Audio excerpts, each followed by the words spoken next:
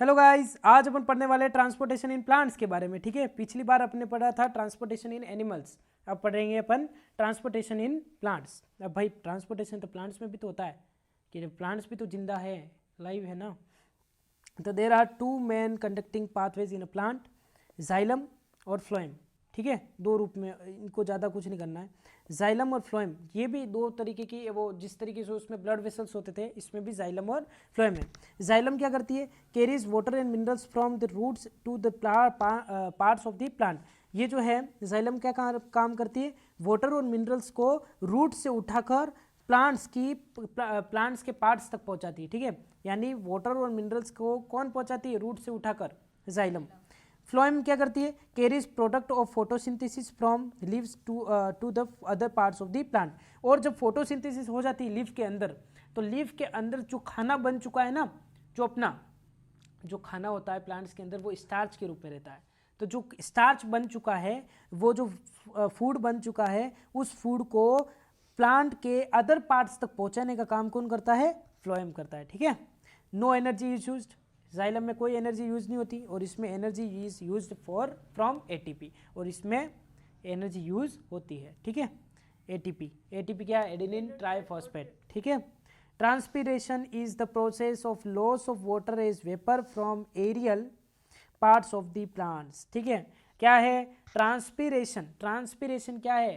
Transpiration एक process है, transportation नहीं, ट्रांसपीरेशन। व्हाट इज ट्रांसपीरेशन पूछ ले तो transpiration is the process of loss of water as vapour from aerial parts of the plant. जो plants के जो एरियल पार्ट्स होते हैं, ठीक है, जैसे कि लीफ है, ऊपर स्टोमेटा होते हैं, तो जो ज़्यादा पानी जो हो जाता है ना, H2, ज़्यादा वाटर जो हो जाता है, एक्सेस ऑफ वाटर, उसको वो क्या करते हैं? स्टोमेटा ओपन होकर वेपर के रूप में पानी को बाहर निकाल देते हैं। ठीक है, तो ये प्रोसेस क्या कहलाती है? ट्रांसपीरेशन कहलाती है। एरियल पार्ट से वाटर को लूज करना। ठीक है, यही जो वेपर के रूप में, ये प्रोसेस ट्रांसपीरेशन कहलाती है। एक बार और, transpiration is the process of loss of water is vapour from aerial parts of the plant. याद हो जाना चाहिए। नेक्स्ट है फंक्शन। अब फंक्शन क्या है भाई इनके?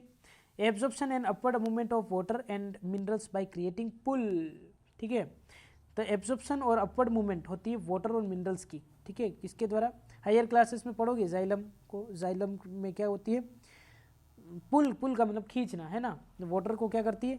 मिनरल्स और वाटर को क्या करते हैं? एब्जॉर्ब करते हैं ऊपर की तरफ खींच कर। ये वाटर और मिनरल्स रूट से किसके ऊपर की तरफ जाते हैं।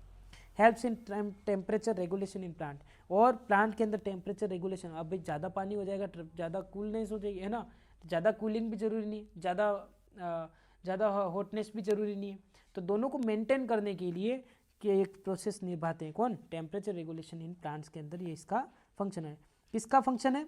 ट्रांसपीरेशन का।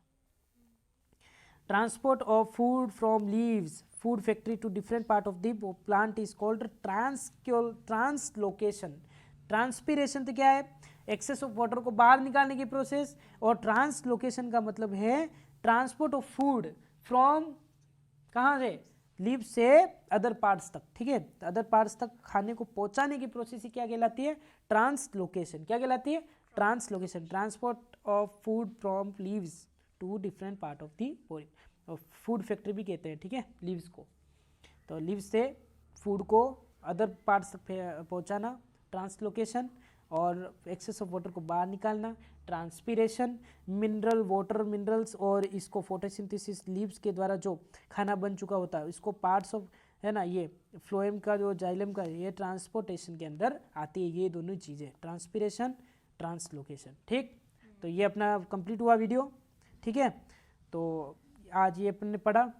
ठीक है, अगली वीडियो में अपन एक्सक्रीटरी सिस्टम इन मैन के बारे में पढ़ेंगे।